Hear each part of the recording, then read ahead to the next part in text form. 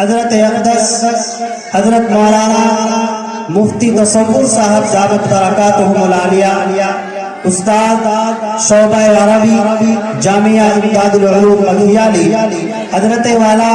Stage کے اوپر تشریف لا چکے ہیں. میں ادب کے ساتھ حضرت مفتی صاحب سے درخواست کروں گا کہ حضرت والا تشریف لائیں اور ہم سب سامعین کو اپنی نصیحتوں سے مستفیض فرمائے. حضرت مولانا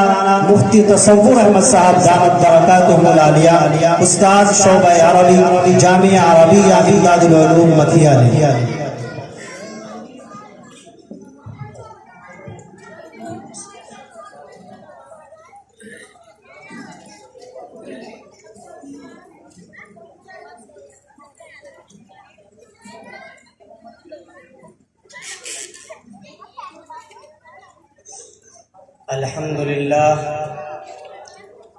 الحمد لله نحمده ونستعينه ونستغفره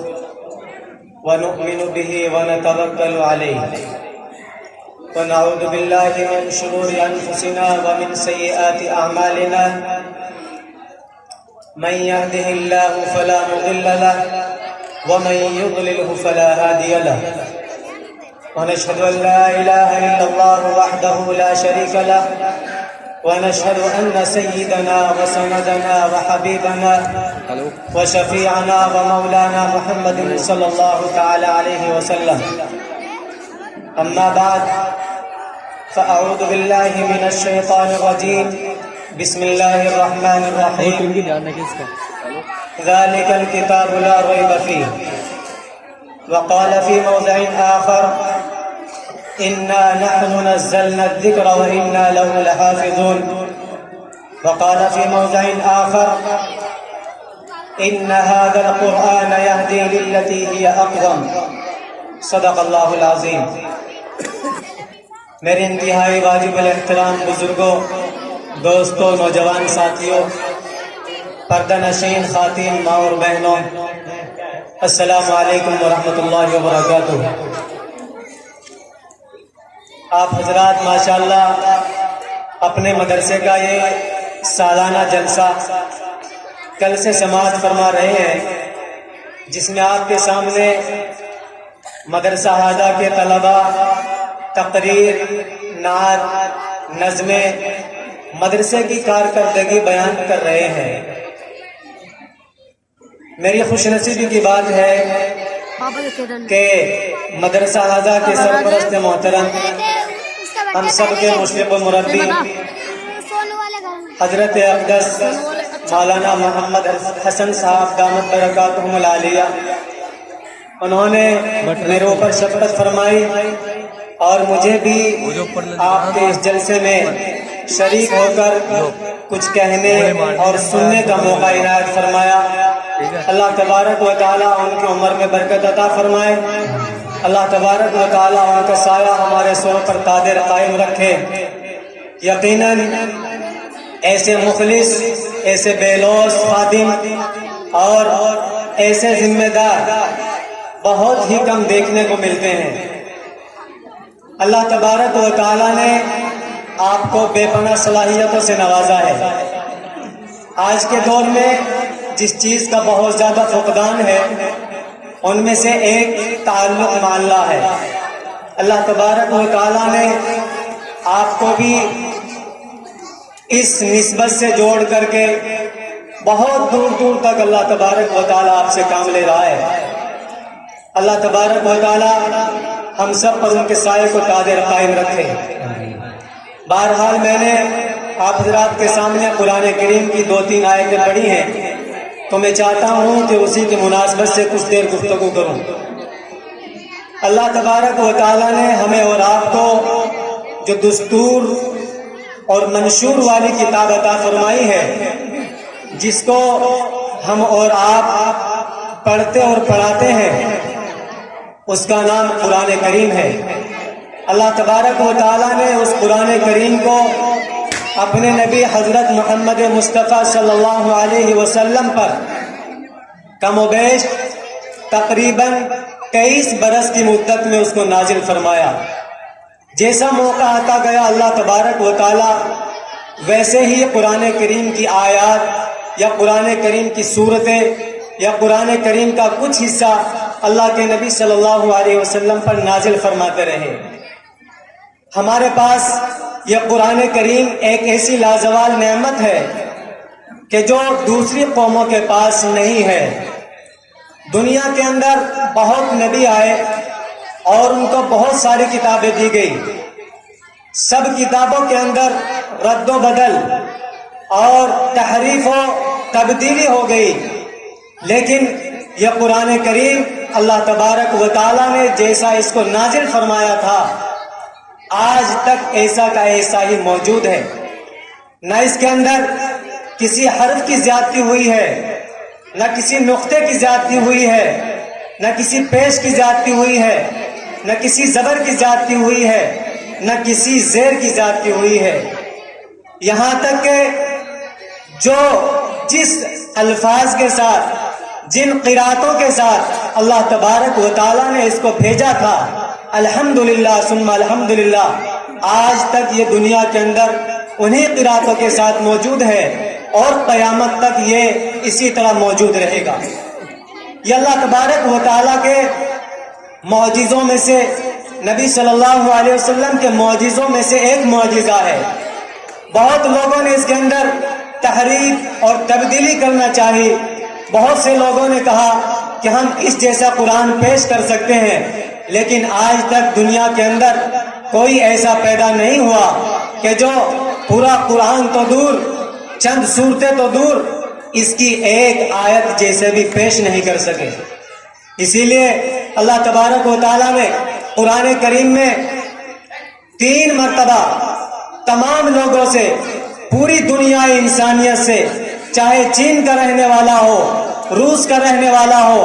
افغانستان کا رہنے والا ہو، امریکہ کا رہنے والا ہو، عرب کا رہنے والا ہو یا غیر عرب کا رہنے والا ہو، اللہ تبارک و تعالیٰ نے اپنے قرآن کریم میں اور خود قرآن کریم نے چیلنج دیا ہے پوری دنیا کو کہ اگر تم اس کے اندر شک کرتے ہو تو اس جیسا قرآن کریم لا کر کے دکھاؤ۔ پوری دنیا پریشان ہو گئی، پوری دنیا کے اندر کوہرام مچ گیا، کھلبلی پیدا ہو گئی، لیکن پورا قرآن کریم کوئی پیش نہیں کر سکا۔ تو پھر اللہ تبارک و تعالیٰ نے تھوڑا نیچے اتر کر کے فرمایا کہ چلو اگر تم پورا قرآن کریم پیش نہیں کر سکتے، فَأْتُوا بِعَشْرِ سُوَرٍ مِثْلِهِ مُفْتَرَيَاتٍ، کہ تم اس جیسی 10 صورتیں ہی لا کر کے دکھا دو۔ پوری دنیا نے مل کر کے، کفر یا طاغوت نے مل کر کے میٹنگیں کی اور کہا کہ پوری دنیا کا مسلمان متحد ہو کر ہم سے مطالبہ کر رہا ہے کہ اس جیسی 10 صورتیں لا کر کے دکھا دو، لیکن وہ 10 صورتیں بھی پیش نہیں کر سکے۔ پھر اللہ تبارک و تعالیٰ نے کہا کہ چلو تم 10 صورتیں نہیں لا سکے، فَأْتُوا بِسُورَةٍ مِّن مِّثْلِهِ، تم اس جیسی ایک چھوٹی سی صورت ہی لا کر کے دکھا دو۔ قرآن کریم کی سب سے چھوٹی صورت ہے اِنَّا أَعْطَيْنَاكَ الْكَوْثَرَ فَصَلِّ لِرَبِّكَ وَانْحَرْ إِنَّ شَانِئَكَ هُوَ الْأَبْتَرُ، کہ اس جیسی چھوٹی سی صورت ہی لا کر کے دکھا دو۔ پوری دنیا عاجز ہے، پریشان ہے، لیکن کوئی بھی آج تک اس جیسی چھوٹی سی صورت بھی لا کر کے نہیں دکھا سکا۔ آج سے تقریباً 1200 سال پہلے ایک آدمی گزرا ہے، بہت بڑا عربی جاننے والا، جس نے ایسی کتاب لکھی ہے عربی کے اندر، بلکہ اس نے ترجمہ کیا ہے۔ اس کتاب کا نام ہے کلیلہ و دمنہ، اور اس مترجم کا نام ہے عبداللہ ابن مقفع۔ اپنے وقت کا بہت بڑا ادیب، تمام ملکوں کے بادشاہ جمع ہوئے، تمام عیسائیت جمع ہوئی، تمام یہودیت جمع ہوئی، اور سب نے مل کر کے اس کی خدمت میں درخواست کی، گزارش کی کہ مسلمانوں نے ہمارا جینا دوبر کر دیا ہے، انہوں نے چیلنج کر دیا ہے کہ اس جیسا قرآن کریم پیش کر کے دکھاؤ اگر تم طاقت رکھتے ہو۔ تو عبداللہ بن مقفع نے کہا کہ میں قرآن کریم جیسا دوسرا قرآن کریم لکھ سکتا ہوں، لیکن میری 2 شرطیں ہیں، اگر تم ان کو پورا کر دو تو میں اس جیسا قرآن کریم لا کر کے اور لکھ کر کے تمہیں دکھا دوں گا۔ انہوں نے کہا کہ ٹھیک ہے، اپنی 2 شرطیں بتاؤ کیا ہے۔ عبداللہ بن مقفع نے ان سے کہا کہ میرا ایک مکان بنایا جائے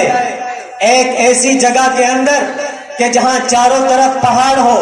پہاڑ چھوٹے چھوٹے ہوں، ہرے بھرے ہوں، اور اس کے اندر مکان ایسا بنایا جائے کہ جو چاروں طرف سے شیشے کا ہو، جس میں چاروں طرف سے دکھائی دیتا ہو،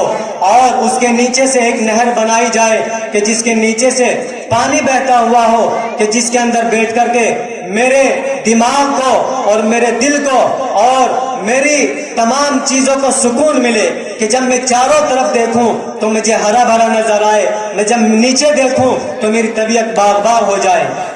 ایک یہ شرط رکھی، اور دوسری شرط یہ رکھی کہ اس کے اندر ایک قالین بچھائی جائے، اور اس قالین کے نیچے اشرفی جو سونے کی ہوتی ہے تمام قالین کے اندر اس کو بچھایا جائے۔ تو بادشاہوں نے کہا کہ پہلی جو شرط ہے وہ تو ہماری سمجھ میں آتی ہے کہ ایک ایسا مکان بنایا جائے کہ جس کے اندر بیٹھ کر کے آپ کو سکون ہو، جب آپ کی طبیعت خوش ہوگی تو یقیناً آپ لکھیں گے، لیکن جو دوسری شرط آپ نے لگائی ہے کہ اس کے اندر قالین بچھائی جائے اور اس قالین کے نیچے اشرفیاں ہوں، یہ ہماری سمجھ میں نہیں آیا۔ تو فرمایا کہ میں اس وجہ سے کہہ رہا ہوں کہ جب مجھے کسی چیز کی ضرورت پڑے، جب مجھے پیسوں کی ضرورت پڑے تو مجھے کسی سے کہنا نہ پڑے، مجھے ادھر ادھر دیکھنا نہ پڑے، بلکہ میں اس کے نیچے ہاتھ ڈالوں اور جتنی ضرورت ہو اپنی ضروریات کے مطابق وہاں سے اٹھاؤں اور اٹھا کر کے اپنی ضروریات پورا کروں۔ کہہ دیا کہ ٹھیک ہے، اس کی تمام ضروریات کے لیے ایسا مکان بنا دیا گیا کہ جس کے اندر ایسی فیسلٹی بنا دی گئی کہ چاروں طرف پہاڑی پہاڑ ہیں، ہرا بھرا نظر آ رہا ہے، نیچے سے ایک نہر بنا دی گئی، اور اس کے اندر اس مکان کے اندر ایک قالین بچھا دی گئی کہ جس کے نیچے اشرفیاں ہی اشرفیاں ہیں سونے کی۔ اور اس نے کہا کہ مجھے کوئی چھیڑے نہ، میں قرآن کریم لکھ کر کے ہی اس سے باہر آؤں گا۔ وہ اس کے اندر داخل ہو گیا اور اس نے اپنی تمام ضروریات کا سامان اندر رکھ لیا، کھانے پینے کا اس نے لکھنا شروع کیا۔ 1 مہینہ ہو گیا، 2 مہینہ ہو گیا، 3 مہینہ ہو گئے، 6 مہینے کے بعد ان میں سے ایک بادشاہ نے سوچا کہ آخر کیا ماجرا ہے، اس نے تو باہر نکل کر کے بھی نہیں دیکھا۔ بادشاہ اندر گیا ایک، اور جا کر کے دیکھا کہ اس پورے کمرے کے اندر کاغذات ہی کاغذات پھٹے پڑے ہیں۔ جا کر کے دیکھا کہ وہ لکھتا ہے اور پھاڑ دیتا ہے، لکھتا ہے پھاڑ کر کے ڈال دیتا ہے، لکھتا ہے پھاڑ کر کے ڈال دیتا ہے۔ بادشاہ نے جا کر کے کہا کہ عبداللہ بن مقفع، اس نے نہیں سنا۔ دوسری مرتبہ اس نے آواز دی، جیسے ہی اس نے آواز دی تو فوراً چونک کر کے دیکھا کہ کون آیا ہے، تو دیکھا کہ بادشاہ سلامت آئے ہیں، تو فوراً ادب اور احترام کی وجہ سے کھڑا ہو گیا اور کھڑا ہو کر کے کہا کہ اچھا بادشاہ سلامت آپ آئے ہیں۔ فرمایا کہ یہ کیا کر رہے ہو، یہ کیا کر رہے ہو، کیا تم نے اب تک پورا قرآن کریم نہیں لکھا؟ فرمایا کہ پورا قرآن کریم تو دور کی بات ہے، جو قرآن کریم کی سب سے پہلی سورت ہے الحمدللہ رب العالمین، اس کا جو سب سے پہلا جملہ ہے الحمد، اس کے اندر جو 4-5 حروف ہے، الف ہے، لام ہے، ہا ہے، میم ہے اور دال ہے، میں اس پر غور کر رہا ہوں کہ اس کے اندر جتنے معنی اور مفاہیم ہے، جو اس کی تشریح کے اندر جو وہ لفظ ایسا لفظ ہے کہ جو اس نے اپنے اندر اتنے معنی کو لیا ہوا ہے کہ میں آج تک اس کے اندر غور کر رہا ہوں کہ جب میں شروعات کر رہا ہوں تو مجھے اس کے لیے کوئی لفظ نہیں مل رہا ہے کہ جو اس کے مقابلے میں لکھ سکوں، تو میں پورا قرآن کریم کیسے لکھ سکتا ہوں؟ تو بادشاہ نے اس کو لات ماری اور لات مار کر کے کہا کہ تو نے ہمارا اتنا پیسہ برباد کر دیا، تو نے ہمارے اتنے دن برباد کر دیے، اور مسلمانوں میں تو نے ہماری ناک کٹوا دی۔ تو میرے محترم بزرگوں اور دوستوں، اللہ تبارک و تعالیٰ نے ہمیں اور آپ کو ایسا قرآن کریم دیا ہے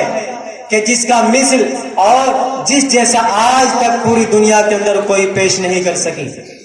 لیکن آج ہم اس قرآن کریم کو بھلا کر،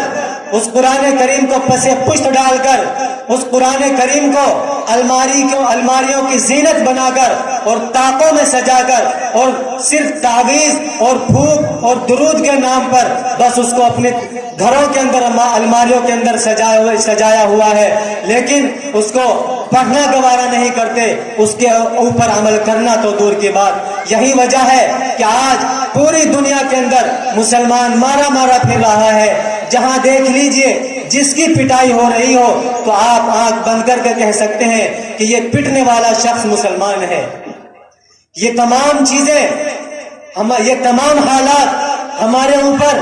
کسی اور کی وجہ سے نہیں بلکہ اپنی بدعمالیوں کی وجہ سے، قرآن کریم کو چھوڑنے کی وجہ سے، قرآن کریم پر عمل نہ کرنے کی وجہ سے آئے ہیں، ورنہ قرآن کریم یہ تو اللہ تبارک و تعالیٰ کی طرف سے ایک انقلابی کتاب ہے۔ اس قرآن کریم نے آ کر کے پوری دنیا کے اندر انقلاب برپا کر دیا تھا۔ ذرا آپ تاریخ اٹھا کر کے دیکھیں کہ جب قرآن کریم اس دنیا کے اندر آیا نہیں تھا تو عرب کے لوگوں کی کیا حالت تھی۔ ان کو کوئی پوری دنیا کے اندر جانتا نہیں تھا، کوئی ان کو مانتا نہیں تھا، نہ ان کی کوئی سیاسی حیثیت تھی، نہ ان کی کوئی معاشی حیثیت تھی۔ پوری دنیا کے اندر ان کو ذلیل اور خوار سمجھتا تھا، لیکن اللہ تبارک و تعالیٰ نے جب ان کے اندر قرآن کریم کو نازل کیا، قرآن کریم کو ان کے درمیان بھیجا اور ان لوگوں نے قرآن کریم کو اپنایا اور قرآن کریم کو اپنا دستور العمل بنایا اور قرآن کریم کو اپنا منشور بنایا، تو پھر اللہ تبارک و تعالیٰ نے ان کی زندگیوں کے کیسے بدلا کہ جو ابو قحافہ کا بیٹا تھا، اللہ تبارک و تعالیٰ نے اسے ابو بکر بنا کر کے کھڑا کر دیا۔ قرآن کریم کے دامن میں آنے سے پہلے خطاب کا بیٹا عمر تھا، قرآن کریم کے دامن میں آیا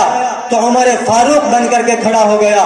قرآن کریم کے دامن میں آنے سے پہلے عثمان ابن عفان تھا، قرآن کریم کے دامن میں آیا تو غنی اور ذی-النورین بن گیا۔ قرآن کریم کے دامن میں آنے سے پہلے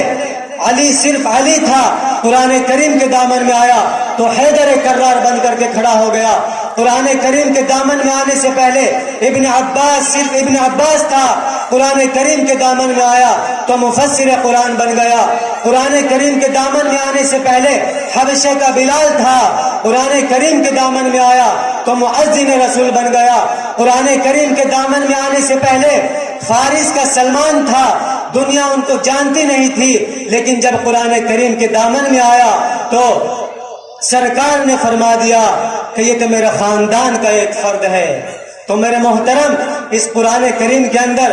وہ قوت ہے، وہ طاقت ہے کہ جو لوگ اس قرآن کریم کو اپناتے ہیں، جو لوگ اس قرآن کریم کو اپنا دستور بناتے ہیں، جو لوگ اس قرآن کریم کو اپنا منشور بناتے ہیں، جو لوگ اس قرآن کریم کو اپنا آئیڈیل اور نمونہ بناتے ہیں، جو لوگ قرآن کریم کو اپنا کر کے اس پر عمل کرتے ہیں، تو اللہ تبارک و تعالیٰ پھر ان کو پوری دنیا کے اندر سرخ روی عطا فرماتا ہے، اور جو قرآن کریم کو نہیں مانتے تو اللہ تبارک و تعالیٰ ان کو پوری دنیا کے اندر ذلیل اور رسوا کرتا ہے۔ ان کو جانوروں سے بھی بدتر اللہ تبارک و تعالیٰ نے ان لوگوں کی مثال دی ہے۔ آج ہمارے پاس یہ اللہ تبارک و تعالیٰ کا قرآن ہے، اور یہ مدارس اس قرآن کریم کی حفاظت کے لیے اللہ تبارک و تعالیٰ نے بہت اچھا ذریعہ بنائے ہیں۔ اللہ تبارک و تعالیٰ نے اسی لیے قرآن میں فرمایا اِنَّا نَحْنُ نَزَّلْنَا الذِّكْرَ وَإِنَّا لَهُ لَحَافِظُونَ، کہ قرآن کریم کو ہم نے نازل کیا ہے اور ہم ہی اس کی حفاظت کریں گے۔ تو اللہ نے یہ تمام مدارس پوری دنیا کے اندر، چاہے وہ مکاتب کی شکل میں ہو، چاہے وہ بڑے مدارس کی شکل میں ہو، ان تمام کی جو لو ملتی ہے اور ان تمام کی جو جڑ ملتی ہے جا کر کے وہ اصحاب صفہ سے جا کر کے ملتی ہے، اور ان کے اندر بیٹھنے والے جو چھوٹے چھوٹے بچے ہوتے ہیں، یہ جو قرآن کریم کو ناظرہ پڑھتے ہیں، قرآن کریم کو رکھتے ہیں، تو اللہ تبارک و تعالیٰ گویا کہ ان سے اس کی حفاظت کا ذمہ لے رہا ہے، اس کی حفاظت کا اللہ تبارک و تعالیٰ ان سے کام لے رہا ہے۔ ایک بہت بڑے علامہ گزرے ہیں، علامہ قرطبی رحمۃ اللہ علیہ، انہوں نے تفسیر کی ایک بہت بڑی کتاب لکھی ہے، بہت شاندار، احکام القرآن، الجامع لاحکام القرآن۔ اس کے اندر انہوں نے لکھا ہے کہ ایک بادشاہ تھا بہت نیک اور پارسا، جس کا نام تھا ہارون رشید۔ اس کے دو لڑکے تھے مامون اور امین۔ اس بادشاہ نے اپنے ان دونوں لڑکوں کو بہت اچھی تعلیم دی تھی، حدیث، فقہ اور تفسیر بڑے بڑے اصحاب علوم سے ان کو پڑھایا تھا، بہت اچھی ان کی تربیت کی تھی۔ ہارون رشید کے بعد جب ان کا نمبر آیا تو مامون رشید اپنے دور میں ایک کام کرتا تھا کہ پورے سال کے اندر ایک جلسہ منعقد کرتا تھا، ایک ایسا اجلاس کہ جس کے اندر تمام مذاہب کے علماء کو دعوت دی جاتی تھی، جس کے اندر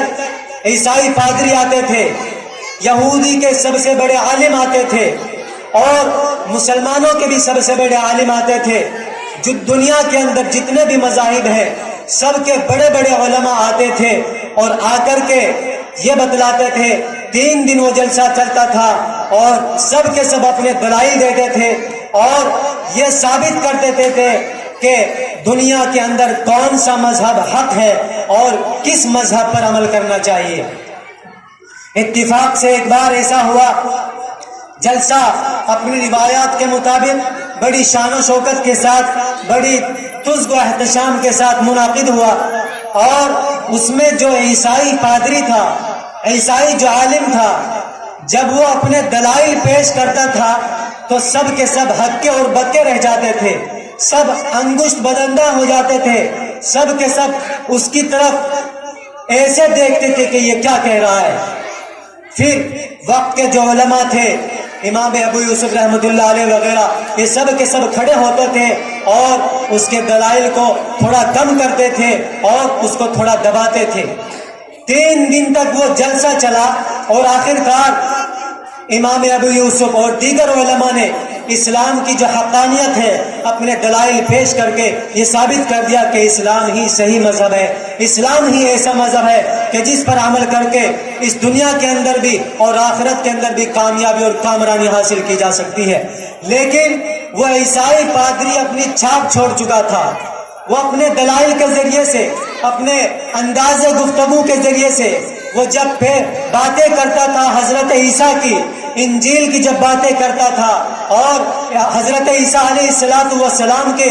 جو نبی ہونے پر جو دلائل پیش کرتا تھا، 3 دن کے اندر اس نے اپنے جو سامعین تھے ان پر جو چھاپ چھوڑی تو سب کے سب اس کی باتیں کرتے تھے کہ اس نے سب کے دل کو موہ لیا ہے۔ اس کا جو بات کرنے کا انداز ہے وہ بڑا عجیب ہے، اس کے جو دلائل پیش کرنے کا انداز ہے وہ بڑا ہی انوکھا ہے۔ اس نے جو بات پیش کی ہے ہم سب کے سب ہکے اور بکے رہ گئے۔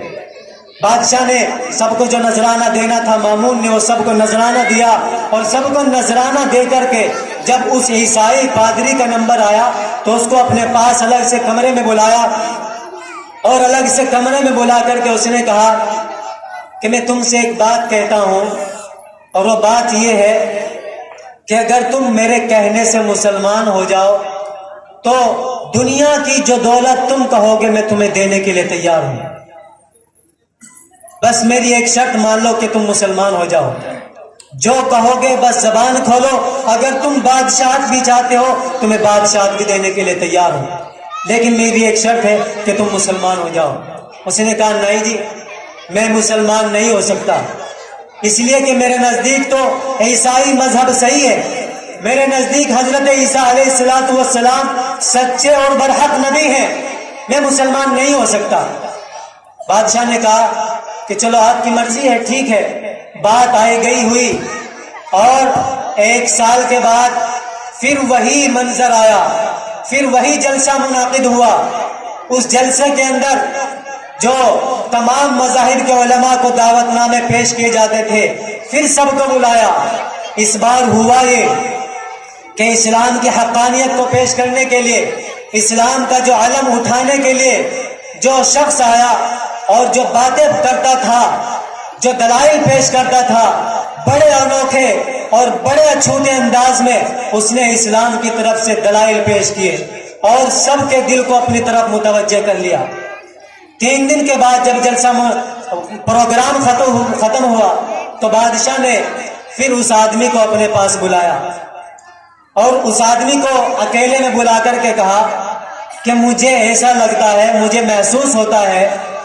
میری آنکھیں اگر خطا نہیں کر رہی ہیں تو مجھے ایسا لگتا ہے کہ جس آدمی سے میں نے آج سے 1 سال قبل یہ کہا تھا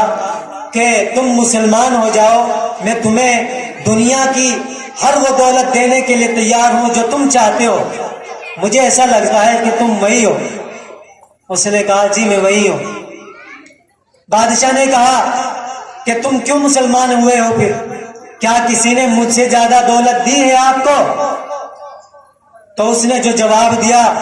واقعی وہ سننے کے قابل ہے۔ فرمایا کہ جیسے ہی بادشاہ سلامت آپ نے مجھ سے یہ کہا تھا کہ اسلام قبول کر لو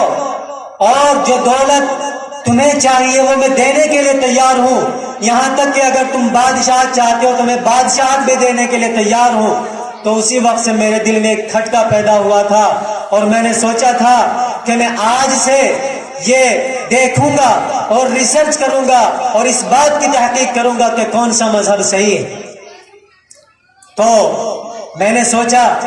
کہ عیسائی بھی کہتے ہیں کہ انجیل صحیح ہے اور حضرت عیسیٰ علیہ السلام سچے اور برحق نبی ہیں اور وہی آخری نبی ہیں، ان کے بعد کوئی نبی نہیں آ سکتا۔ یہودی بھی یہی کہتے ہیں کہ تورات سچی اور اچھی اور ایسی کتاب ہے کہ جو اس کے علاوہ کوئی کتاب دنیا میں نہیں ہو سکتی کہ جس پر عمل کر کے آخرت کی کامیابی اور کامرانی حاصل کی جا سکتی ہے۔ مسلمان بھی کہتے ہیں کہ قرآن کریم سے بہتر کوئی کتاب نہیں ہے، قرآن کریم پر عمل کر کے ہی دنیا کے اندر بھی اور آخرت کے اندر بھی کامیابی حاصل کی جا سکتی ہے۔ تو سب کہتے ہیں تو ذرا تحقیق کی جائے کون سا مذہب صحیح ہے۔ تو میں نے یہ کیا کہ میں ایک اچھا کاتب بھی ہوں، میں نے 3 صفحے انجیل کے سونے کے پانی سے لکھے اور میں نے اس کے اندر جتنی تبدیلی ہو سکتی تھی وہاں کا لفظ اٹھایا یہاں رکھا، یہاں کی ایک لائن اٹھائی وہاں رکھی، اس کے اندر سینکڑوں جگہ تبدیلی کی 3 صفحات کے اندر، اور تبدیلی کر کے میں اس وقت کے جو سب سے بڑے پادری تھے ان کے پاس پہنچا اور جا کر کے کہا کہ میں نے یہ انجیل کا تھوڑا سا نسخہ لکھا ہے، اگر آپ اجازت دیں گے تو میں پوری انجیل لکھ کر کے آپ کے پاس لے آؤں گا، یہ میں نے سونے کے پانی سے لکھا ہے، اگر آپ اس کو قبول فرما لیں گے تو میری آخرت میں نجات ہو سکتی ہے۔ تو اس نے پڑھ کر کے دیکھا اور اپنے سر سے لگایا اور اپنی آنکھوں سے لگایا اور مجھے اپنے گلے سے لگایا اور کہا کہ جزاک اللہ، آپ نے بہت اچھا کام کیا، اور اس کو اٹھا کر کے لپیٹ کر کے تاک میں رکھ دیا۔ میں وہاں سے واپس آیا، واپس آ کر کے میں نے تورات کے اسی طرح 3 صفحے لکھے سونے کے پانی سے، اس کے ساتھ بھی یہی حال کیا، جتنی رد و بدل ہو سکتی تھی وہ تمام اس کے اندر کی، اور اس کو لے کر کے میں اس وقت کے یہودی جو سب سے بڑے عالم تھے ان کے پاس گیا اور جا کر کے پھر میں نے کہا کہ میں نے سونے کے پانی سے یہ لکھا ہے، اگر آپ اس کو قبول کر لیں گے تو مجھے بڑی خوشی ہوگی اور آخرت میں ہو سکتا ہے یہ میری نجات کا ذریعہ بن جائے۔ تو اس نے بھی لے کر کے اپنے سر سے لگایا، اپنی آنکھوں سے اس کو چوما اور چوم کر کے اس کو کہا کہ جزاک اللہ، آپ نے بہت اچھا کام کیا ہے، اللہ تبارک و تعالیٰ اس کی برکت سے آپ کو آخرت میں بہت درجات عطا فرمائیں گے۔ اس نے بھی اٹھا کر کے اس کو لپیٹ کر کے رکھ دیا۔ پھر میں نے قرآن کریم کے چند صفحات سونے کے پانی سے لکھے، اس کے اندر بھی میں نے تبدیلی کی، ایک آیت یہاں سے اٹھائی وہاں لکھی، تبت یدا کے بعد سورہ اخلاص آتی ہے، میں نے قل اعوذ برب الناس لکھی، کوئی آیت کہیں کی اٹھائی دوسری جگہ رکھی، غرض میں 3 صفحات کے اندر جتنی تبدیلی کر سکتا تھا میں نے کی، اور اس وقت بغداد کی جو جامع مسجد تھی میں اس کو لے کر کے وہاں پہنچا، اور وہاں جا کر کے جو بغداد کے امام صاحب تھے میں نے ان کو پیش کیا کہ حضرت میں نے یہ قرآن کریم کا تھوڑا سا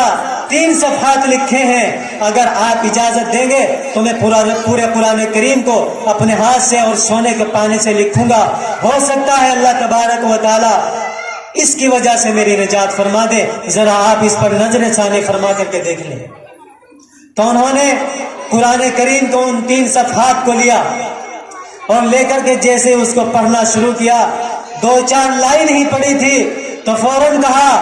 کہ یہ تو نے کہاں سے لکھا ہے؟ اس کے اندر تو یہ کمی ہے، یہ آیت یہاں آنی چاہیے تھی، تو نے یہاں لکھی، یہ سورت اس کے بعد آنی چاہیے تھی، تو نے یہاں لکھی، تو نے یہاں یہ کمی کی ہے، تو نے یہاں یہ رد و بدل کی ہے، اس کو یہاں سے لے جاؤ، ہمیں سے قرآن کریم کی ضرورت نہیں ہے۔ وہاں سے بڑے درد کے ساتھ اور بڑے آہستہ قدموں کے ساتھ میں وہاں سے نکلا، اور وہاں سے نکلتے ہوئے جامع مسجد کی سیڑھیوں پر مجھے ایک صاحب اور ملے۔ میں نے ان کو تھمایا اور کہا کہ قرآن کریم کے 3 صفحے میں نے اپنے ہاتھوں سے سونے کے پانی سے لکھے ہیں، ذرا آپ دیکھیے یہ کیسے ہیں۔ تو اس نے بھی یہی کہا کہ یہ تو نے قرآن کہاں سے لکھا ہے؟ قرآن کریم ایسا تھوڑا ہی ہوتا ہے، اس کے اندر تو نے یہ کمی کی ہے، یہاں یہ صورت یہاں ہونی چاہیے تھی، تو نے یہاں رکھی، یہ آیت یہاں ہونی چاہیے تھی، تو نے یہاں رکھی، یہ لائن اس کے بعد ہونی چاہیے تھی، تو نے یہاں رکھی۔ میں وہاں سے آہستہ سے نکلا کہ یہاں بھیڑ ہے، اگر کسی نے سن لیا تو ہو سکتا ہے کہ میری مار کٹائی نہ ہو جائے۔ تھوڑے اور آگے چلا،